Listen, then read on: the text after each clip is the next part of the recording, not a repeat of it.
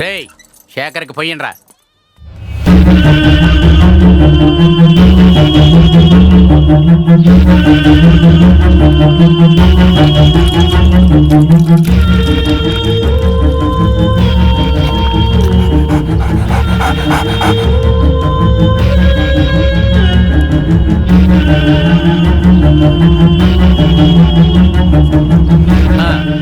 Johnny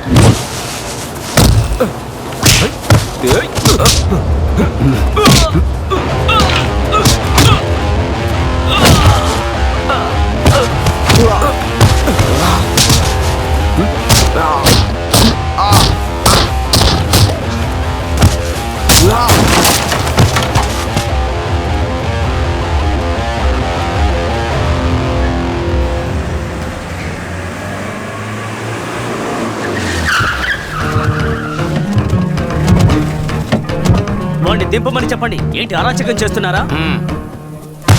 అరాచకం చేసేది మేము కాదు, మీరే. ముత్తన్న స్థలం ఇతంది, ఆక్రమించుకొని ఖాళీ చేయని చెప్పేది మీరు. మేమేం ఊరికే ఉండడం లేదు, అద్దె చెల్లిస్తూనే ఉన్నాం. బోసు, నాకు ఇది కొంచెం కూడా నచ్చలేదు. నాకు బాడిగా అక్కర్లేదు, మర్యాదగా ఖాళీ చేయమని చెప్పు. భయ్యా ఇసుక సబ్ బోల్కే కూర్చునే మిలేగా మై దేకులుగా. రేయ్ తెలుగులో మాట్లాడరా. వాళ్ళ దగ్గర ఎందుకన్నా న్యాయం కోసం ఎదురు చూస్తారు? వాళ్ళు వాళ్ళకే సపోర్ట్ చేస్తారు. రెండా నా పోలీస్ స్టేషన్కి వెళ్ళి కంప్లైంట్ ఇద్దాం. ఇలాంటి వాళ్ళు అక్కడికి వెళ్తేనే మాట వింటారు.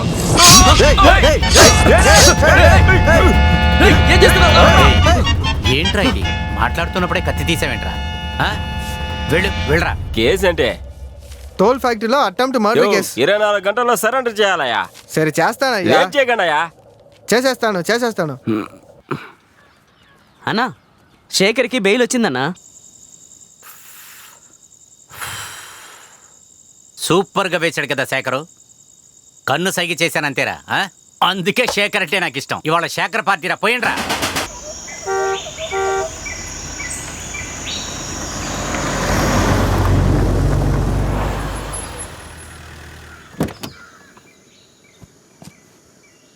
అన్నా ఒక కాఫీ. ఇదిగో తమ్ముడు. Thank you.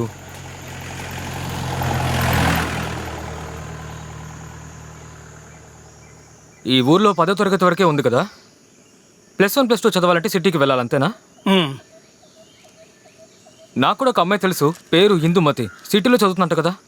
తనే ప్రశ్న అడుక్కుంటున్నాడు, తనే సమాధానం చెప్పుకుంటున్నాడు. ఇవ్వు. హ్మ్. 500కి చిల్లర లేదే. పర్వాలేదులే. శేఖర్, సారు నువ్వెళ్ళే చోటుకే వెళ్తున్నారంట. బస్సు డబ్బులు మిగిలినాయి.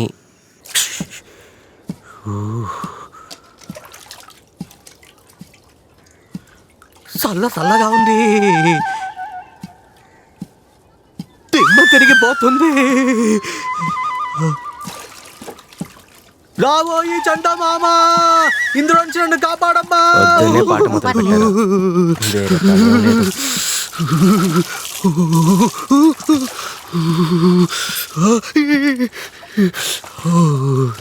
వదలరా. ఏరా శేఖరు, మీ అత్త కొంగు నుంచి అంత ఈజీగా డబ్బులు తీయచ్చు అనుకున్నావా? ఊరుకోండి, వాడేమన్నా డబ్బులు అడుగుతున్నాడా? పెళ్లి చేసుకోవడానికి అమ్మాయి కావాలట, పెళ్లి చేయమంటున్నాడు. ఓరు నీ పాసుగాల, నా అల్లుడికి పెళ్లి చేసుకోవాలని ఆశ వచ్చిందా? అల్లుడు, ఇప్పుడే బయలుదేరుతున్నాం, అమ్మాయిని ఖాయం చేస్తున్నాం. వచ్చే ముహూర్తంలో నీకు మామ పెళ్లి చేసి పెడతాడరా. అవును, వీడి కోసం ఆడపిల్లలు క్యూలో నుంచున్నారు కదా. నా అల్లుడికంటే తక్కువ సింహం లాగుంటే ఆ, అయితే ఒక ఆడసింహాన్ని చూసి కట్టబెట్టు. ప్రతి ఒక్కడు బాగా చదువుకొని చేతి నిండా సంపాదించుకుంటూ ఉద్యోగాలు చేస్తున్న వాళ్ళకే పిల్లలు దొరకడం లేదు. వీడికి ఏం చూపించి పిల్లని అడగాలి? అక్కడ ఇద్దరిని నరికాడు, ఇక్కడ ఇద్దరిని చంపాడు అనా? అలా చెప్తే పిల్లని ఎవరు ఇవ్వరు. నా కడుపున ఒక కాయ కాసినా వీడికి కట్టపెట్టేదాన్ని. ఏంటే సవాలేస్తున్నావా? నా అల్లుడికి 100 అమ్మాయిలు పెళ్లి చేసి పెడతా. అలా చెప్పండి. ముందు ఒక అమ్మాయిని చూసి కట్టపెట్టు. జరగా, వాడిని అన్ని విధాలా నాశనం చేసి పిల్లని చూస్తాడట.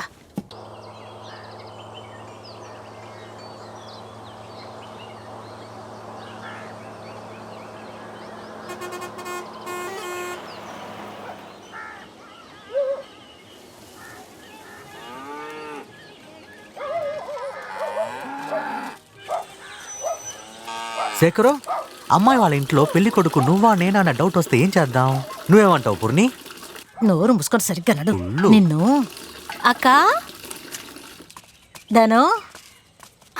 అక్క, ఎలా ఉన్నారక్క? నేను బాగున్నాను ధను. చూసి ఎన్ని రోజులైంది. ఇదిగో 10-15 కిలోమీటర్లే ఉన్నావు.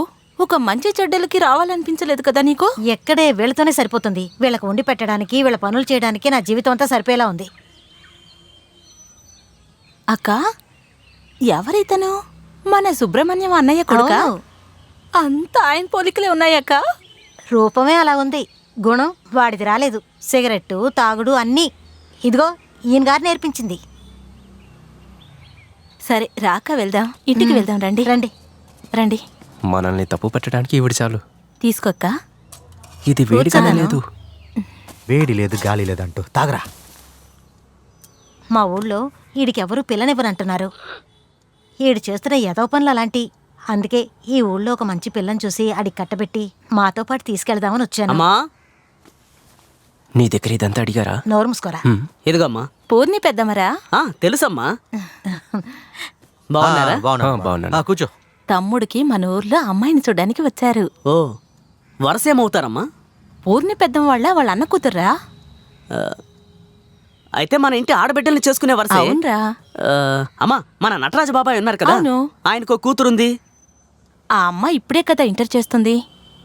పక్క వీధిలో సరస్వతి గారి కూతురు. తనకి పోయిన వారమే అయిపోయింది కదా నాన్న. మోలింటి జాలయ్య కూతురు.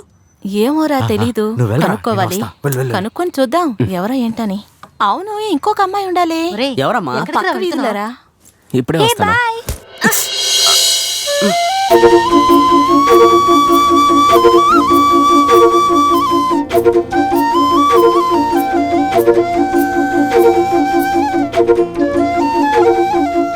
ఏంటి చూసి రావచ్చు కదా, తమ్ముడిని వేరే తగిలా.